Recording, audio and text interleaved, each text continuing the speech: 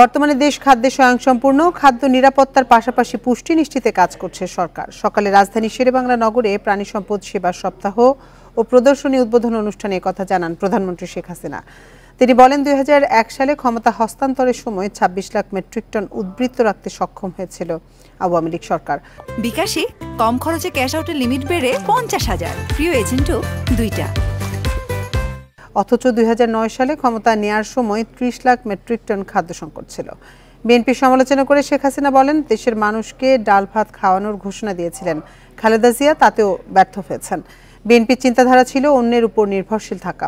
আমিষ উৎপাদনে বাংলাদেশ অনেক এগিয়েছে উল্লেখ করে প্রধানমন্ত্রী বলেন, অনেক দেশ হালাল মাংস কিনতে চায়, তাই মাংস রপ্তানির বিষয়ে জোর দিতে হবে। আমাদের পশু পাখি প্রাণীর খাদ্য সেটাও যেন নিরাপদ খাদ্য হয়, কারণ এই খাদ্য মানুষের শরীরে যেন কোনো ক্ষতি না করে সেদিকেও দৃষ্টি দিতে হবে।